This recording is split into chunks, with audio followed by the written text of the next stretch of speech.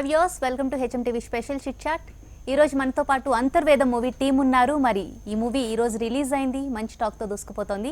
ఆ మూవీ విశేషాలేంటో మనకు తెలియజేయడానికి ఆ మూవీ హీరో, అలాగే హీరోయిన్, డైరెక్టర్ గారు, అలాగే one of the producers Sai గారు కూడా మనతో పాటు మన స్టూడియోలో ఉన్నారు. వాళ్ళతో మాట్లాడదాం, మరిన్ని విషయాలు తెలుసుకునే ప్రయత్నం చేద్దాం. హలో అండి. హాయ్ అందరికీ, ఎలా ఉన్నారు? సో ఈరోజు సక్సెస్ఫుల్గా మూవీ థియేటర్స్లోకి వెళ్ళిపోయింది. సో మంచి టాక్తో దూసుకుపోతుంది. ముందుగా యాజ్ ఎ డైరెక్టర్గా మీకేమనిపిస్తుంది? హ్యాపీగా ఉందండి.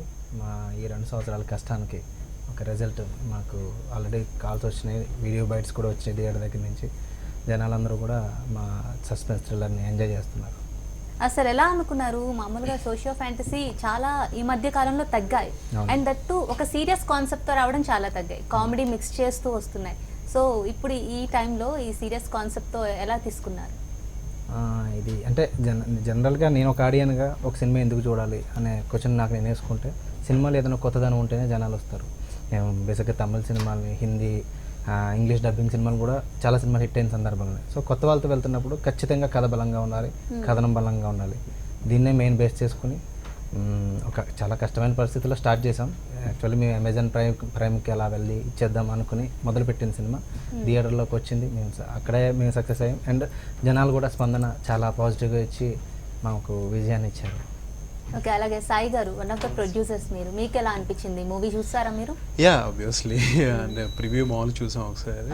So it's very nice output చూసి మేము ఎక్స్పెక్ట్ చేసిన దానికన్నా నెక్స్ట్ లెవెల్ వచ్చిందన్నమాట. We are very happy for that actually. And next ఈ మూవీ మేము అంటే రవికిషోర్ గారు నాకు వెరీ లాంగ్ బ్యాక్ ముందు నుంచి తెలుసు. ఆయన కొన్ని మూవీస్ అస్ట్రింగ్ ఇలా చేస్తున్నప్పుడు నాకు ఈయనకి నాకు మధ్యలో మహమ్మద్ కాజా అని మా ఫ్రెండ్ ఉండే అనమాట. సో అతనితో నాకు రవి గారు పరిచయం అయ్యారు అనమాట. సో యూజువల్గా మాల్ ఫ్రెండ్స్ చాలామంది నాకు అంటే కొంచెం విఎఫ్ఎక్స్ జోన్లో ఉంటాను. నేను కూడా I have interest in VFX zone. So ఇలా రవి గారు మా ఫ్రెండ్ మీడియా ఒక మధ్యలో ఫ్రెండ్ తన త్రూ పరిచయం అయ్యారు అనమాట.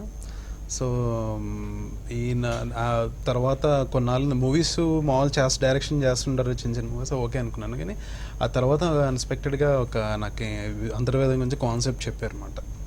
సో ఇలాగా అంటే చెప్తే నాకు స్టోరీ స్క్రిప్ట్ మొత్తం చాలా బాగా నచ్చింది అనమాట.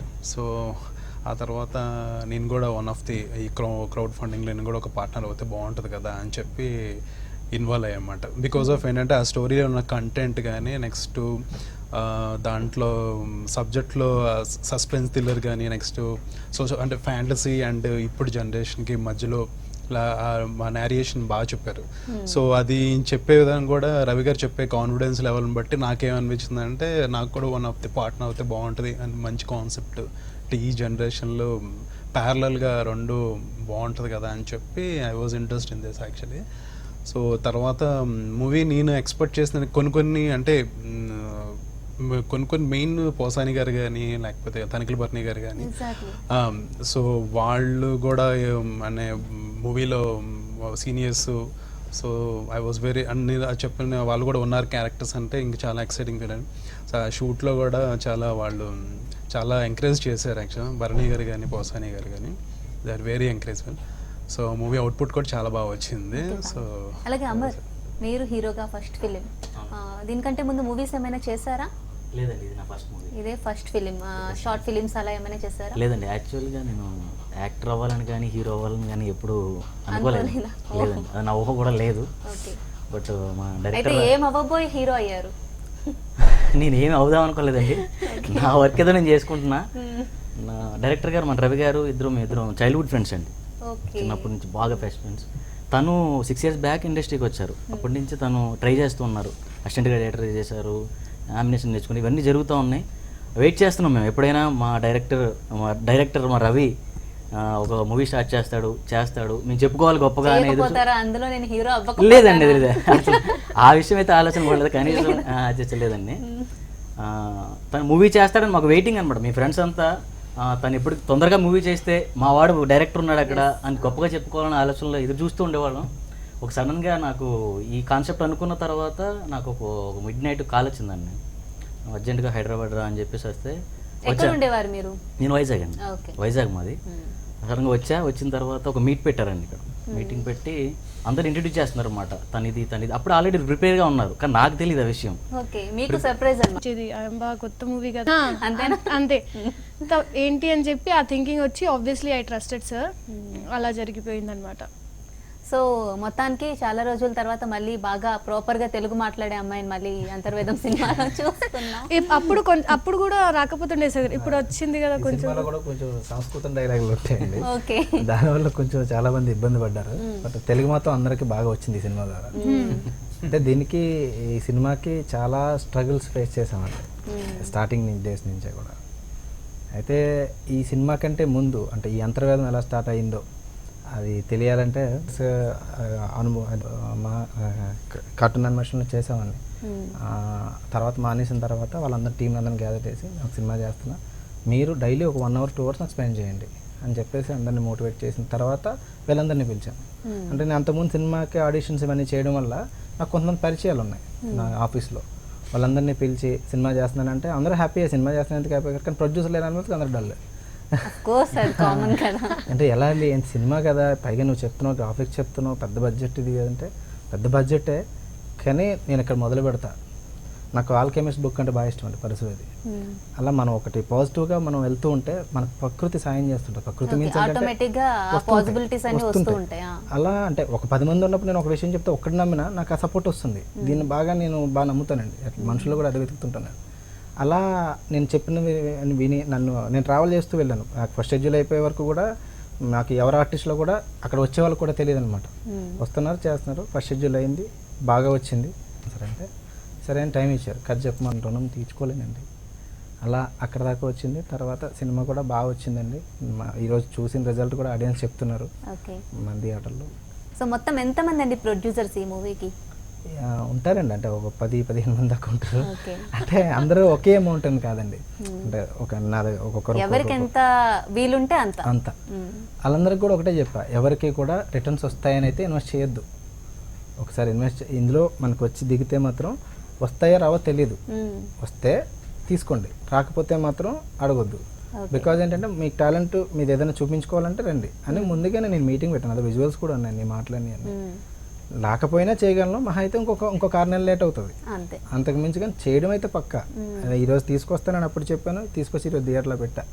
ఓన్లీ నన్ను నమ్మి చేశారండి, నా టీం అందరికి కూడా నేను థ్యాంక్స్ చెప్తాను. అది కూడా గ్రేట్ కదండి, అంటే ఎవరికి 1 రూపీ కూడా డబ్బులు పెట్టి మళ్ళీ వస్తాయో రాదో తెలియకుండా ఒక డైలమాలో పెట్టడం అంటే it's not a simple thing. Sai గారు, మీకు అలాంటి ట్రస్ట్ ఎలా వచ్చింది? సినిమా మీద ఉన్న ప్యాషనే అనుకోవాలా? చెప్పాలంటే మెయిన్ ప్యాషనే అండి, అండ్ ఎలాగైనా అంటే ఫీల్డ్లో కొంచెం ఎంటర్ అవ్వాలని చెప్పి, అండ్ అంటే ఫస్ట్ నుంచి మూవీస్ మీద బాగా ఇంట్రెస్ట్. సో అండ్ నెక్స్ట్ ఏంటంటే నాకు కథ మీద, కాంటెంట్ మీద కాన్ఫిడెన్స్, అండ్ రవి గారి డైరెక్షన్ మీద చాలా కాన్ఫిడెన్స్ నాకు. అండ్ ఆయన చేసిన ప్రీవియస్ మేము వాటెవర్ మూవీస్ కానీ షార్ట్ ఫిల్మ్స్ వాటెవర్ చూపించినవి అన్నీ నాకు చాలా ఇంప్రెసివ్ అనిపించింది అనమాట. సో ఆ కాన్ఫిడెన్స్తో దట్టు నేను కొంచెం ఇన్వాల్వ్ అవ్వటం అనమాట. అండ్ మూవీ కూడా అనుకున్న దానికన్నా నెక్స్ట్ లెవెల్ వచ్చిందన్నమాట. So we are very happy and people response కూడా చాలా గారు అందరూ మంచి యాక్టర్స్ ఉన్నారు కదా, మహేష్ గారు, పోసాని గారు, తనికల బన్ని గారు, జబర్దస్త్ టీమ్ లో వాళ్ళ గురించి అయితే అసలు చెప్పాల్సిన అవసరం లేదు. ట్రైలర్ చూస్తే అందరూ వీళ్ళున్నారా అనిపించింది. అసలు నాకు దొరబాబు బాగా ఫ్రెండ్ అండి చిన్నప్పటి నుంచి, జబర్దస్త్ దొరబాబు. తను హైదరాబాద్ కలిసి వచ్చాము, బాగా చాలా స్ట్రగుల్ చూసి నా షూటింగ్లో కూడా డైలీ వచ్చి పనిచేసి మాకు. మహేష్ కూడా మంచి ఫ్రెండ్, స్నేహితుడు. వాళ్ళ వరకు నేను పే చేయలేదు, వసని గారు కూడా నేనేమి ఇవ్వలేదండి, ఫస్ట్ హాఫ్ వరకు ఇచ్చాను. ఆయన కూడా నాకు చాలా కోఆపరేట్ చేశారు లొకేషన్లో. అసలు ఒక పెద్ద ఆర్టిస్టులతో పనిచేసేటప్పుడు మనకి వాళ్ళతో ర్యాపో అనేది కొంచెం ఉంటే ఎంత మంచి అవుట్పుట్ తీసుకొచ్చినది బాగా నేర్చుకున్నానండి. సో అలాగే ఇది సోషియో ఫ్యాంటసీ కదా అమర్. సో ఈ మూవీ ఇంతకు ముందు అసలు ఏ ఎక్స్పీరియన్స్ లేదన్నారు, షార్ట్ ఫిల్మ్లో కూడా చేయలేదన్నారు. ఇంకా డైరెక్టర్ గారు ఎలా చెప్తే అలా కెమెరామన్ చేసేసారా ఇంకా యాజ్ ఇట్ ఈస్? యాక్చువల్ నాకు కనీసం స్క్రీన్ టెస్ట్ కానీ ఒక ఆడిషన్ కానీ అటు ఏం లేదండి.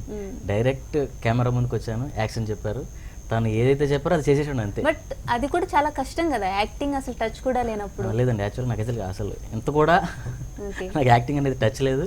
ఓకే బట్ తన కాన్ఫిడెంట్ అండి. ఓకే. ఇది నా గొప్పతనం నేను చెప్పుకోకూడదు. అంతా team work అంటారు. Team work at the same time ఒక డైరెక్టర్ ఒక హీరోని నమ్మి చేయించుకోవాలంటే తనకి చాలా నమ్మకం ఉండాలి మన మీద. సో ఆ క్యారెక్టర్ మనం మొయ్యాలి కదండి. అవును. సో ఆ విషయంలో నేను చాలా హ్యాపీ. ఓకే. సో నేను ట్రైలర్ చూశాను. అసలు ఏంటి ఇప్పుడు మనకి అంతర్వేదంలో ఒక త్రిశూలం ఉంది, అంటే ఖచ్చితంగా దైవశక్తి ఉంది ఈ మూవీలో. అలాగే దెయ్యాలు కూడా చాలా కనిపిస్తున్నాయి. అసలు ఎంతమంది దెయ్యాలు, దెయ్యం ఎవరు, అసలు మీరు రెగ్యులర్ సినిమా అయితే కాదండి, మీరు ఊహించింది కాదు. అంతర్వేదంలో దైవ శక్తి లేదు, దయ్యం శక్తి కూడా లేదండి ఈ సినిమాలో. ఇది ఒక థ్రిల్లర్ అండి. మన పురాణాల్లో ఉన్న తాళపత్రాల్లో కొన్ని నిక్షిప్తమై ఉన్నాయి. అందులో నుంచి ఒక పాయింట్ని బయటకు తీసుకుని, హారర్ కాదు అంటే చెప్పనది చెప్పరా? చూడండి. హర్రర్ గోస్ట్లు ఉన్నాయి కానీ హర్రర్ కాదు, అంతే థ్రిల్లర్ అండి. కానీ హారర్ ఎలిమెంట్స్ ఉంటాయి కానీ అల్టిమేట్ గా థ్రిల్లర్ అన్నమాట. అలాగే మనం చూస్తుంటే ఫస్ట్ స్టార్టింగ్ మనకు ఒకటి వాయిస్ ఓవర్ వచ్చింది తనకల్ల బర్ని గారిది, ఇక్కడ ప్రపంచం చూసి భయపడకండి అని. అసలు ఆ ప్రపంచం ఏంటి, ఎందుకు భయపడొద్దు? అంటే దాని గురించి చెప్పాలంటే చిన్న ఎక్స్ప్లెనేషన్ సినిమాలో ఉన్నది. మనం సాధారణంగా మనిషి నిద్రపోయినప్పుడు ఆ పక్కన కోమాలో ఉన్నప్పుడు, ఒక మనిషి చనిపోయినప్పుడు అతని ఆత్మ ఎక్కడికి వెళ్తుంది, ఇది మెయిన్ పాయింట్ అండి సినిమాకి. అలా వెళ్ళే ఆత్మలన్నీ ఎక్కడ కలుస్తున్నాయి, అలాంటి ప్రదేశం గురించి చెప్తూ ఆయన అక్కడ ప్రపంచం చూసి భయపడొద్దు అంటున్నారు. సపోజ్ మనం నిద్రపోయినప్పుడు ఎప్పుడైనా సరే కల్లో చనిపోయిన ఎవరినైనా తాతల్ని, ముత్తాతల్ని, ఫ్రెండ్స్ని, కొన్ని కొత్త మొహాలను కూడా కలిసినట్టు అనిపిస్తుంటారు. మనం బయటకు వచ్చిన తర్వాత ఎప్పుడన్నా నేను ఎక్కడో చూసాను గుర్తురావట్లేదు అని అంటుంటాం. బేసిక్గా మనం బయట ఎక్కడ కలిసి ఉన్నాం. సిక్స్త్ సెన్స్ అంటారు కాదండి, సెన్స్ వేరు, ఇది వేరండి. ఇది మన అంటే మనకు తెలియని తాళపత్రాల్లో ఉన్నాయి, నేను రీసెర్చ్ చేశాను. ఒక శూన్య ప్రదేశం అని అంటారు అన్నమాట. ఆ ప్రదేశంలోకి మనం చనిపోయిన మనిషి కానీ, కోమలో ఉన్న మనిషి కానీ కొంతకాలం పాటు మనం నిద్రపోయినప్పుడు, మీకులా ఎవరైనా నిద్రపోయినప్పుడు కూడా మీరు అక్కడ కలుస్తారు వాళ్ళని. తర్వాత బయట ప్రపంచంలో ఎప్పుడైనా చూసినప్పుడు ఆ రూపం గుర్తొచ్చి మీరు ఈ అని అంటుంటాం అన్నమాట. అలాంటి ఒక ప్రదేశం గురించి చెప్తూ ఆయన డైలాగ్ చెప్తారన్నమాట సినిమాలో. సో అలాంటి ఒక పాయింట్ తీసుకొని మూవీ మొత్తం నడిచింది. అలాంటి ఒక పాయింట్ అంటే ఇవన్నీ మనకు తెలియకుండా జరుగుతాయి. నిద్రపోయినప్పుడు మనకి ఆత్మ ఎక్కడికి వెళ్తుంది, మన కళ్ళ ఎక్కడికి వెళ్తుంది మనకు తెలియదు కదండి. కానీ తెలిసి వెళ్ళగలగాలి, అలా ఎలా వెళ్తాం అనేది మెయిన్ పాయింట్. Okay, super. అలాగే సంతోషి, మీ క్యారెక్టర్ ఈ మూవీలో ఎలా ఉండబోతుంది? మాకేమో కొంచెం ట్రైలర్ చూస్తే భయం వేస్తోంది. అందులో ఉన్న ఏమైనా నెగిటివ్ క్యారెక్టర్లో మీరు ఉన్నారా?